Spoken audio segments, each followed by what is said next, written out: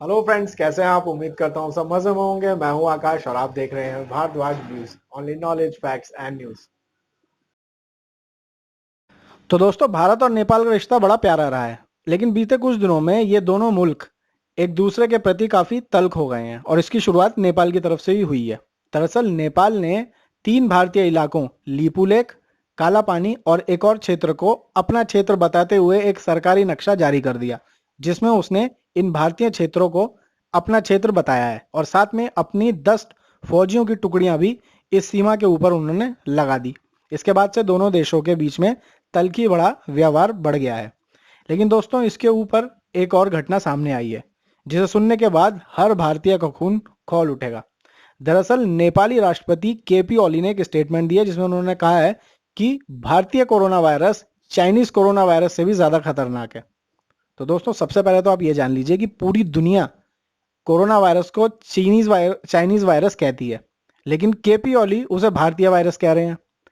और दूसरे स्टेटमेंट एक और उन्होंने दिया और वो ये कहते हैं कि भारतीयों की वजह से कोरोना वायरस फैल रहा है उनके मुल्क नेपाल के अंदर, जबकि आप भी जानते हैं कि आधे से ज्यादा नेपाल खुद भारत में ही मौजूद है।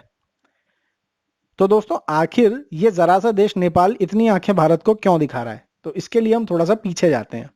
दरअसल नेपाली प्रधानमंत्री केपी ओली जिस पार्टी से आते हैं उस पार्टी का नाम है नेपाल कम्युनिस्ट पार्टी, और चीन भी एक कम्युनिस्ट कंट्री है। तो इसलिए चीन उस हर देश की कम्युनिस्ट पार्टी के अंदर थोड़ी सी इन्वॉल्वमेंट बढ़ाने की कोशिश करता है, जहां उसको लगता है कि इन फ्यूचर इस पार्टी का कोई नेता उस देश का सुप्रीम लीडर बन सकता है, जैसे नेपाल के अंदर हुआ कि नेपाली कम्युनिस्ट पार्टी का एक नेता आगे चलकर नेपाल का प्रधानमंत्री बन गया, केपी ओली। और केपी ओली सिर्फ अपनी वफादारी साबित कर रहे हैं, क्योंकि चीन ने उनके प्रधानमंत्री बनने में अपनी तरफ से बहुत अच्छे से प्रेशर भी बनाया था, उनके लिए खूब सारे फंड भी अवेलेबल कराए थे, और इसी सब का वफादारी साबित करने पर लगे हुए हैं केपी ओली।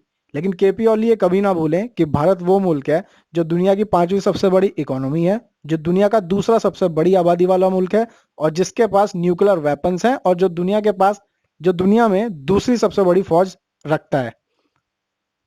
तो उम्मीद करता हूँ नेपाल की अकल जल्दी ठिकाने आ जाएगी। दोस्तों, आपको वीडियो अच्छी लगी हो तो लाइक कर दीजिएगा और भारत व्यूज जरूर सब्सक्राइब कर लीजिएगा, ताकि ऐसे ही नॉलेजेबल फैक्ट्स और न्यूज वीडियोस आपके पास आती रहें। जल्दी मुलाकात करता हूँ आपसे नए सब्जेक्ट, नए कंटेंट पर। अपना ख्याल रखिए, मुस्कुराते रहिए। Bye bye.